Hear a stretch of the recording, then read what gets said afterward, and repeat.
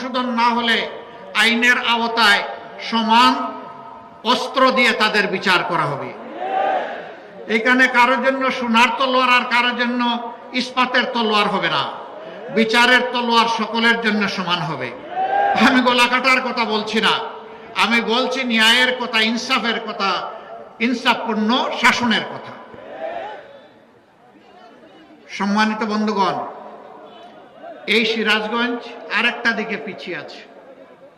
স্বাস্থ্যসেবার জন্য একটা মেডিকেল কলেজ হয়েছে, ইনশাআল্লাহ এটাকে মানসম্মত মেডিকেল কলেজে পরিণত করা হবে।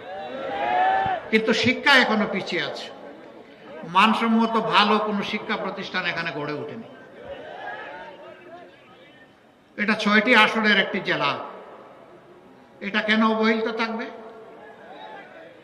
ইনশাআল্লাহ তাআলা আজিম আপনারা দোয়া করবেন, আল্লাহ আমাদেরকে দায়িত্ব দিলে প্রথম নজরটা শিক্ষার উপরেই দেব ইনশাআল্লাহ।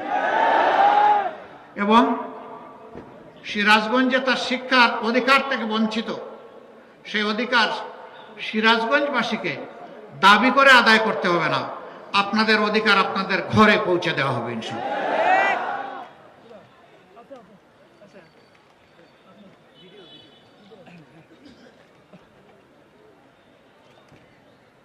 আমার এক ভাই বলেছেন যমুনায় স্থায়ী বাঁধ নির্মাণ। যমুনায় তো বাঁধ নির্মাণ করব না, যমুনাকে খনন করে ওইটাকে ইনশাআল্লাহ জীবন দেব আমরা। উনি বোধহয় যমুনার স্থায়ী পাড় বাঁধনের কথা বলেছেন, গ্রহণের কথা বলেছেন। ইনশাআল্লাহ সেটা হবে, আমি আগেই বলেছি।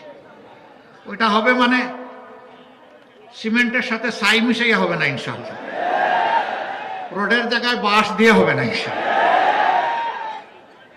এক সরকারের সময় রোডের বদলে বাঁশ আধুনিক প্রযুক্তিতে ব্যবহার করেছে, তাই না? একটা মেয়ে ডিবেট করতে গিয়ে বলেছিল, আজ যদি কবি জীবিত থাকতেন তাহলে বলতেন, মাগো আমার সুলভ বলা কাজলা দিদি কই, বাঁশের জায়গায় বাঁশ, চাঁদের জায়গায় চাঁদ তো আছে, বাঁশগুলো সব কই। মূল কবিতাটা ছিল, মাগো আমার সুলভ বলা কাজলা দিদি কই, বাঁশবাগানের মাথার উপর চাঁদ উঠেছে বই। চাঁদ তো আছে, কিন্তু বাঁশ যে রোডের জায়গায় চলে গেছে।